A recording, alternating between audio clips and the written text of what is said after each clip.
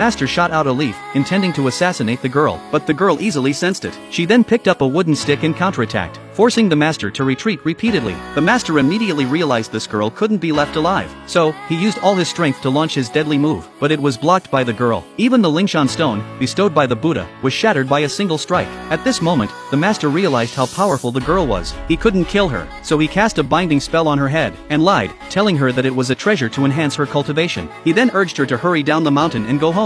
However, as soon as the girl left, the master clutched his chest and spat out a mouthful of blood. He couldn't help but sigh at how terrifying the girl was. Meanwhile, the girl had just returned home, and saw her beloved mother kneeling in front of the clan leader. She immediately stood in front of her mother, trying to protect her from these bad people. Her grandmother, however, pointed at the girl's forehead, and cursed her as a wild child without a father. If it weren't for her mother becoming pregnant out of wedlock and giving birth to her, the family's reputation wouldn't have been damaged, and their fortunes wouldn't have fallen. She then demanded that her mother marry the bodyguard, Sun, to maintain their position. But Sun was a man who was always flirting around with women. The woman refused to marry him at all costs. At this point, the clan leader spoke. Ever since he had developed a leg illness, the Zhao family had been suppressing theirs. He was unwilling to continue living in shame, so he needed the son's martial arts secrets to wipe away the disgrace. If her refused, he would have her daughter's hands and feet broken and feed her to the wolves. The woman panicked immediately. At this moment, the little girl was furious. She had never expected her elders to be so cruel. Just as she was about to lose control, a servant came in to report that the grandmaster's confidant had arrived. The grandmother quickly pushed the mother and daughter out to avoid embarrassing the family. However, as they crossed paths with the grandmaster's confidant, he thought the little girl's face resembled the grandmaster's to some degree.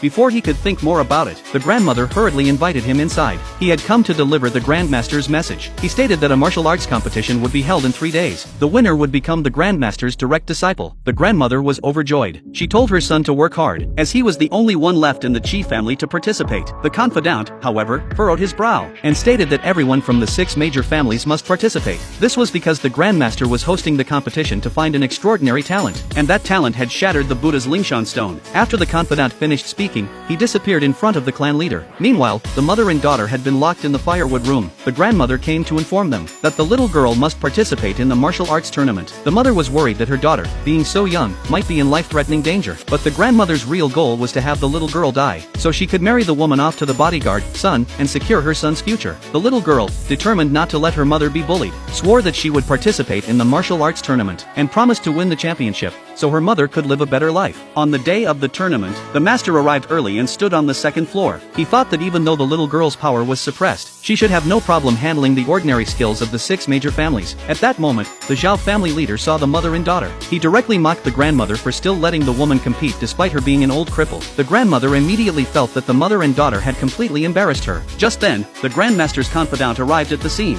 He announced that all contestants had to pass the spiritual stone test before entering the tournament. When the little girl placed her hand on the spiritual stone, she found that the stone remained dull and lifeless. The crowd immediately began to mock her, saying she wasn't qualified to participate. But just then, the spiritual stone suddenly began to glow.